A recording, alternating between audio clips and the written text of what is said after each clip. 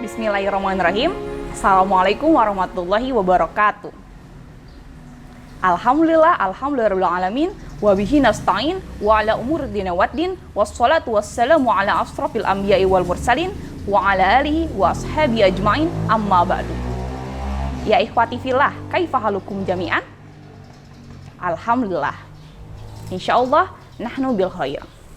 Fi hazihil fursah, di kesempatan ini saya akan sharing bersama kalian tentang peran muslimah di era modern.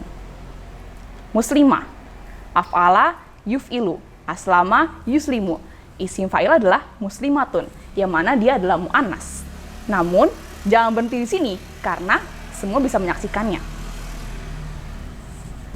Pada kesempatan ini, muslimah atau wanita dianggap sebagai tombak atau tolak ukur suatu negara atau bangsa.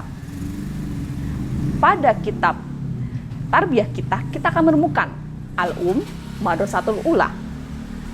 Mengapa ibu adalah sekolah pertama? Karena ibu, wanita, muslimah akan melahirkan generasi-generasi yang akan memegang estafet perjuangan dari keluarga, bangsa, atau agamanya. Maka dari itu, saya akan meringkas 3 poin yang harus diperhatikan muslimah dan muslim yang lainnya di era modern atau kita sebut sebagai zaman now ini. 1. Poin pertama adalah menghargai waktu. An Abdillah ibni Abbas radhiyallahu anhu qala Nabi sallallahu alaihi wasallam ni'matani magumbunun fihi makasirun minan nasi as-sihah wal farq. As-sihah. Saat ini, pada saat pandemi ini, kesehatan adalah hal yang paling kita perhatikan. Betul demikian? Lalu, al-farq.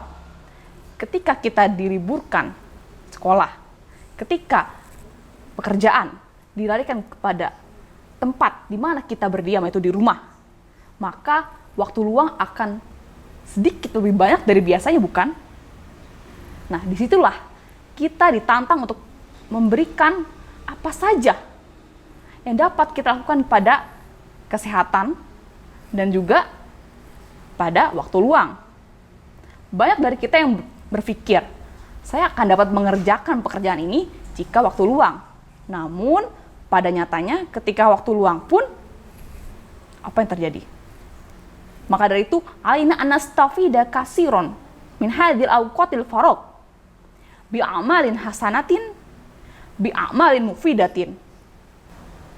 Poin kedua, bijak menggunakan media sosial. Yang harus kita perhatikan agar bijak dalam menggunakan media sosial adalah luruskan niat dan selektif. Pertama, luruskan niat. Untuk apa kita menggunakan media sosial? Untuk apa? Misalnya, pulpen ini atau benda yang ada di sekitar kalian. Coba perhatikan. Ini digunakan untuk menulis. Namun, jika kita membelokkan niatnya untuk memukul teman atau untuk menjahili teman, apakah hak atau hal dasar yang harusnya dilakukan pulpen ini akan sama? Tidak, itu bisa menjadi keburukan atau kebaikan berdasarkan pemiliknya, berdasarkan pemakainya. Begitu pula media sosial. Atau kita juga bisa sebut sekarang ini yang sering dibicarakan adalah gadget. Kita dapat menggunakan media sosial dari berbagai gadget kita. Ya, seperti handphone atau komputer. Namun, bagaimana kita memakainya? Kita harus bijak. Apakah media sosial ini kita gunakan untuk melakukan perdagangan, atau untuk melakukan dakwah, atau untuk menjalin tali silaturahim, atau bahkan kita melakukan suatu keburukan seperti ghibah dan lain sebagainya dalam media sosial ini. Nauzubillah min zalik. Tuh, mari kita sama-sama menjernihkan, meluruskan niat kita untuk apa kita memakai media sosial, agar waktu kita tidak terbuang-buang dalam penggunaan tersebut. Selanjutnya, selektif. Misalnya, kalian menemukan berita bagus. Wah, ini bagus. Saya ingin menguploadnya. Tapi tunggu dulu. Pastikan yang berita kalian dapatkan itu adalah berita yang benar atau tidak hoaks.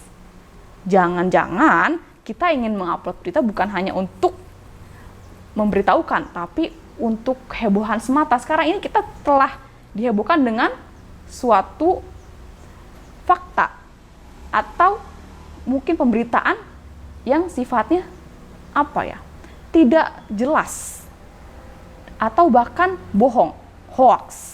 Maka dari itu kita harus menyaring segala berita yang ada di media sosial tersebut agar kita menyampaikan hal tersebut dengan benar dan dapat diuji kepastiannya. Poin ketiga, menjaga aurat. Kita lihat di luar sana betapa banyak orang-orang yang meremehkan aurat. Bahkan kita pelajari lagi, kita kembali ke zaman dahulu kala. Sebelum Islam datang, di saat aurat dijadikan sebagai tontonan. Maka dari itu, Allah berfirman dalam Al-A'raf ayat 31. Bismillahirrahmanirrahim. Ya bani Adama khuzu zinatakum inda kulli masjidin wa kulu washrobu wa la tusrifu. Innahu la yuhibbul musrifin. Ya, kita diwajibkan untuk menutup aurat. Sebagaimana yang telah kita pelajari di kelas dan di sekolah, apa sih sebenarnya hikmah dari menutup aurat? Pertama, pastinya mendapat ridha dari Allah Subhanahu wa Ta'ala. Menutup aurat adalah bagian dari kebaikan. Jangan takut, jangan ditunda. Mulai dari sekarang. Yang kedua, menghindari fitnah. Jika kalian merasa risih ketika kalian dilihat oleh orang, itu adalah fitrah yang bagus. Jangan takut, ayo, ya, mari sama-sama kita galakkan bahwa menutup aurat adalah suatu kebaikan untuk menghindari fitnah yang ada. Seperti yang terjadi belakangan ini, adanya pemerkosaan atau penculikan atau pembunuhan terhadap wanita, itu pada dasarnya diawali dengan terbukanya aurat. Maka dari itu, teman-teman muslimah sekalian, ikhwati fillah, yuk sama-sama di era modern ini, di zaman now ini, kita boleh sama-sama maju, sama-sama berkembang secara teknologi atau pikiran kita. Namun kita harus punya pondasi, tiang agama yang kokoh, agar nilai-nilai agama kita tidak luntur seiring dengan perkembangan zaman ini. Sekian sharing-sharing kita kali ini. Terima kasih atas perhatiannya.